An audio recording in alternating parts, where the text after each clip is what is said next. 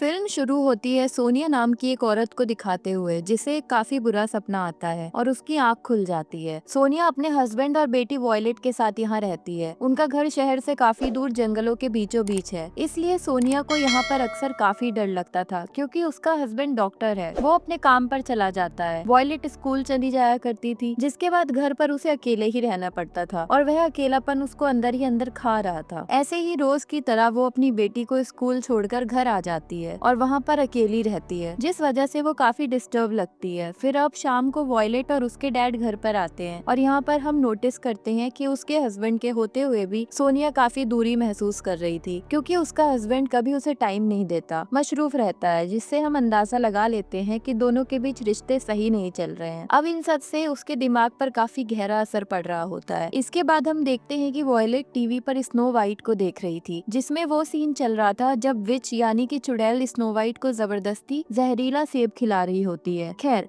अब खाना खाने के बाद सोनिया वॉयलेट को सुलाने के लिए ले जाती है, जहाँ पर वॉयलेट उसे ये कह देती है कि मैं चाहती हूँ ईवा मेरे पास आज रात सोए। लेकिन सोनिया को समझ में ही नहीं आता कि ईवा कौन है, तो वॉयलेट उसको यह बताती है कि ईवा असल में उसके बिस्तर के नीचे पड़ी हुई डॉल है। अब बिस्तर के नीचे देखने पर सोनिया को एक डॉल मिल जाती है जो उसे एक औरत ने दी थी। ये सुनकर सोनिया उसे कहती है कि तुम अजनबियों से कोई भी तोहफा नहीं लेना, जो कहकर वो डॉल को अपने साथ ले जाती है। अब सोनिया की माँ को उसको देखते ही पता चल जाता है कि वो यहाँ खुश नहीं है। जब सोनिया उसे बताती है कि मुझे ऐसा लगता है जैसे इस घर में कुछ तो बहुत बुरा है, तब उसकी माँ उसे समझाती है कि सब ठीक हो जाएगा, टेंशन लेने वाली कोई बात नहीं। अब सोनिया को उदास देखकर उसका हस्बैंड पूछता है कि आखिर उसे हुआ क्या है। वो उसे सब कुछ बता सकती है, लेकिन सोनिया उसको कुछ नहीं बताती और उल्टा उस पर चिढ़ जाती है। फिर जब वो नहा रही थी तो उसको एक सपना आता है जिसमें वो फ्लावर से भरी हुई एक खुली जगह पर थी और इसी बीच रेडियो पर बच्चों के गायब होने की खबर भी चल रही होती है। अब अगले दिन वो अपनी बेटी को स्कूल से लेकर घर आ रही थी और तब उसकी बेटी उससे पूछती है कि आखिर मरने के बाद क्या होता है मॉम। तो सोनिया ने फौरन पूछा कि वो ऐसा क्यों पूछ रही है। इस पर वॉयलेट बताती है कि उसकी क्लास में एक लड़की है जो यह बात कर रही थी कि लोग पौधे की तरह मर जाते हैं, वह मिट्टी के नीचे दफना दिए जाते हैं और कभी लौट कर नहीं आते। यह सुनकर सोनिया उसे समझाती है कि वह ऐसी बातों पर ध्यान ना दे और अजनबियों से तो बिल्कुल भी बात ना करे। फिर अगले दिन वह फिर से घर पर अकेली होती है, तभी कोई दरवाजे पर दस्तक देता है। बाहर जाने पर उसे एक बूढ़ी औरत दिखाई देती है जो अपने साथ फल लाई थी, क्योंकि उसके पेड़ से कुछ ज्यादा ही फल गिर गए थे और वह खुद को सोनिया की पड़ोसन बताती है। लेकिन सोनिया उन फलों को लेने से मना कर देती है, तो वह औरत उसे गालियां देने लगती है कि इन फ्रूट से तेरे बच्चे अच्छे रहेंगे, सेहतमंद हो जाएंगे, लंबी जिंदगी जिएंगे, लेकिन तू नहीं चाहती कि वह लंबी जिंदगी जिए, तू उनको मारना चाहती है। और अब अचानक से ही उस औरत के हाव भाव पूरी तरह से बदल जाते हैं, वो एक डरावनी औरत में बदल जाती है और यह देखकर सोनिया दरवाजा बंद कर देती है। अब अगर हम उस लेडी को ध्यान से देखें तो वह बिल्कुल उसी स्नो वाइट वाले शो वाली विच की तरह दिख रही है। फिर इसके बाद सीन बदलता है और हम सोनिया के बचपन का एक सीन देखते हैं जहाँ उसके डैड एक फार्म को चलाया करते हैं और सोनिया वहाँ बैठकर ड्राइंग कर रही होती है। उसकी ड्राइंग के अंदर एक किलर उसके साथ था और यह देखकर उसके डैड उस पर गुस्सा करते हैं। अब जरूर उसने बचपन में कुछ ऐसा देखा था जिसकी वजह से वो उसे ड्रॉ कर रही थी। यहाँ हम देखते हैं कि उसके डैड अच्छे डैड नहीं थे, बल्कि उसे काफी मारा पीटा करते थे, बहुत जुल्म करते थे, यानी वो काफी जालिम इंसान थे। हमेशा सोनिया को फार्म पर काम करने के लिए मजबूर करते रहते थे। अब हम वापस प्रेजेंट यानी मौजूदा वक्त में आते हैं, जहाँ सोनिया अपनी माँ से मिलती है। उसकी माँ उससे माफी मांगती है क्योंकि यह जानते हुए भी कि उसके डैड एक जालिम इंसान है, उसकी माँ ने उनको नहीं छोड़ा, जिस वजह से उन दोनों ने ही अपना बचपन और अपनी जवानी काफी ज्यादा मुश्किलों और तकलीफों के साथ गुजारी। इसके बाद सोनिया को फिर से वही सपना आता है जिसके अंदर वो अपनी बेटी वायलेट के साथ उन्हीं फूलों से भरी हुई जगह पर थी जहाँ वो साथ में पतंग उड़ा रही होती है। अब फिर से सीन चेंज होता है जहाँ पर सोनिया अपनी बेटी को कैफे लेकर जाती है कि तभी वह बच्चों के गायब होने वाली न्यूज देख लेती है और उसके बाद से ही वो अपने आसपास अजीबोगरीब चीजें महसूस करने लगती है। उसे काफी सारे हेलुसिनेशन होते हैं, यानी ऐसे ख्याल नजर आ रहे थे जो असल में हो ही नहीं रहे थे और उसके आसपास की चीजें ब्लैक एंड व्हाइट हो गई और पुरानी मूवी जैसी वीडियो की तरह चलने लगती है। अब इसी बीच वायलेट भी गायब हो जाती है और वो उसे ढूंढने बाहर निकलती है, जहाँ उसको एक आइसक्रीम वैन दिखाई देती है और एक आदमी बच्चों को कटी हुई उंगलियां खिला रहा था और वहीं पर वायलेट भी थी। लेकिन यह सब उसका वहम होता है। पर अब रात में वो घर पर होती है, जहाँ पर वायलेट टीवी देख रही थी। तब सोनिया उसे पास बुलाती है और कहने लगती है, चाहे कुछ भी हो जाए मैं तुम्हें कुछ भी नहीं होने दूंगी। अब अगले सीन में सोनिया का हस्बैंड उसे और वायलेट को फिशिंग करवाने के लिए बाहर लेकर जाता है। लेकिन हम ये नोटिस कर पा रहे होते हैं कि वायलेट अपने बाप के ज्यादा करीब नहीं थी। वो अपनी माँ के साथ ही पेंटिंग बनाती है। इसके बाद दोनों घर वापस आ जाते हैं, जहाँ पर वायलेट अपनी माँ को अपनी ग्राफ्टिंग भी दिखाती है,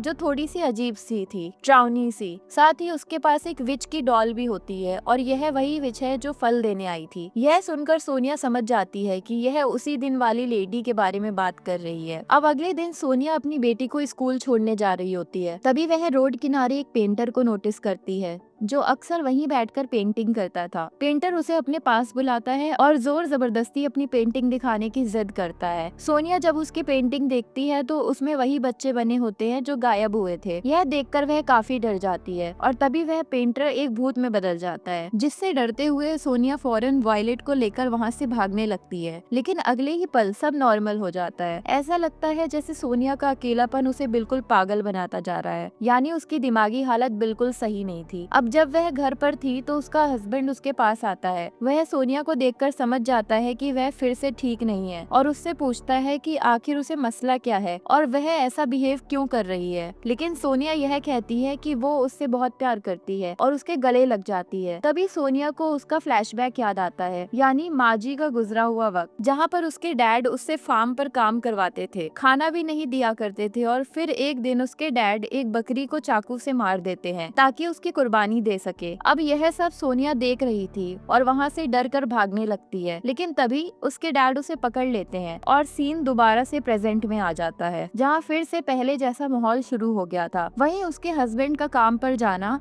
वायलेट का स्कूल जाना और सोनिया का घर में अकेले रहना। फिर तभी दरवाजे पर एक प्लम्बर आता है जो घर की फिटिंग्स को चेक करने आया था। सोनिया उसे अंदर आने देती है। जब वो किचन का सीन चेक कर रहा था तभी उसे अंदर से एक कमरा मिलता है और यह कमरा वायलेट का था, जो सोनिया ने उसे उसके 10वें बर्थडे पर गिफ्ट किया था। लेकिन यह यहाँ पर क्या कर रहा था, यह सबसे बड़ा सवाल था। रात को जब उसका हस्बैंड वापस घर आता है तो सोनिया उसे सारी बात बताने की कोशिश करती है, लेकिन वह बीच में ही रुक जाती है। फिर वो कैमरा लेने गई, लेकिन जहाँ रखा था कैमरा वहाँ से गायब होता है और वह इसका इल्जाम अपने हस्बैंड पर ही लगाते हुए कहती है कि यह सब उसने ही किया है और उसने ही वह कैमरा लिया। तब उसका हस्बैंड समझाता है कि यह सब उसके दिमाग की वजह से है। लेकिन तभी वह बेकाबू हो गई और वायलेट को बुलाने लगती है, बहुत जोर जोर से आवाज लगाकर। उसका हस्बैंड उसे रोकता है, लेकिन वह सोनिया को किसी डीमन की तरह दिखाई दे रही थी, जिसके साथ फिर से हमें एक और फ्लैशबैक दिखाया जाता है। जब सोनिया के डैड ने उसे पकड़ लिया था तब उन्होंने उसे सजा दी। वो एक बकरी की स्कल लेकर आते हैं, यानी एक खोपड़ी को, और सोनिया को दिखाते हुए कहते हैं कि यह कोई आम स्कल नहीं बल्कि इसके अंदर एक डीमन है, एक शैतान है और आज रात सोनिया यहीं रुकेगी। डीमन आज यह फैसला करेगा कि वो यहाँ से जाएगी या फिर नहीं। अब हालांकि यह सब उसके डैड ने उसे डराने के लिए कहा था, असल में ऐसा कुछ भी नहीं था। लेकिन जाहिर है कि बच्चों के मन में एक डर, एक सदमा सा बैठ जाता है जो बड़े होने के बाद भी साथ रहता है। और सोनिया के बड़े होने पर यानी प्रेजेंट में भी यही हो रहा था। सोनिया को वही डीमन दिख रहा था। अब पास्ट में उसके डैड स्कल को वहीं लटकाकर उसे अकेला छोड़कर वहाँ से चले जाते थे। अब यहाँ पर सोनिया को काफी डर लग रहा था और वही डीमन सच में उसके पीछे भी आ जाता है, जो जाहिर है उसके दिमाग का खेल था, उसका डर था। पर इसके बाद सीन प्रेजेंट में आता है, मौजूदा वक्त में, जहाँ सोनिया अपनी बेटी वायलेट को ढूंढ रही थी। वो उसको जोर जोर से आवाज लगाती है, लेकिन वायलेट वहाँ नहीं आती और तभी उसका हस्बैंड कहता है कि वायलेट को भूल जाओ क्योंकि वो मर चुकी है। हाँ, वो कभी वापस नहीं आएगी। मतलब जो कुछ हम शुरुआत से देखते आ रहे थे वो सिर्फ सोनिया के दिमाग की वजह से हो रहा था। असलियत में वायलेट वहाँ थी ही नहीं, वो तो पहले ही गायब हो गई, दूसरे बच्चों की तरह। यानी वायलेट के साथ जो पल हमने देखे, स्कूल जाना, सोनिया के साथ रहना, सब उसकी इमेजिनेशन इमेजिनेशंस थी, उसके दिमाग के बनाए हुए ख्याल और पास्ट होता है, जैसे कि स्नो वाइट, वो डॉल, आइसक्रीम मैन, स्कल, सब कुछ। अब सोनिया को भी यह एहसास हुआ और वो टूट जाती है, जमीन पर गिरकर जोर जोर से रोने लगती है। वो कहती है, काश उस दिन मैं वॉयलेट को स्कूल लेने जाती तो यह सब नहीं होता। उसका हस्बैंड उसे अंदर ले जाने लगता है, लेकिन वह बाहर गार्डन में ही सो जाती है। इसके बाद अगले दिन उसका हस्बैंड उसे एक मेंटल हॉस्पिटल में लेकर गया और वह कुछ दिन वहीं पर रहती है, जिसके बाद उसे वापस घर लाया जाता है और वह अब थोड़ी बहुत ठीक लग रही है, लेकिन उसके मन में अभी भी कुछ चीजें चल रही हैं। उसके हिसाब से वो प्लम्बर ही है जिसने उसकी बेटी को किडनैप किया और उसके पास वो हो सकती है। पर यहाँ पर सोनिया और उसका हस्बैंड अब थोड़ा सा अच्छे से रह रहे हैं। उसका हस्बैंड कहता है कि तुम परेशान ना हो, वॉयलेट को लेकर हम दूसरा बच्चा पैदा कर लेंगे। लेकिन सोनिया यह बोलती है कि वॉयलेट को कभी भी बहन भाई चाहिए ही नहीं था, उसे बस अच्छे माँ बाप की जरूरत थी।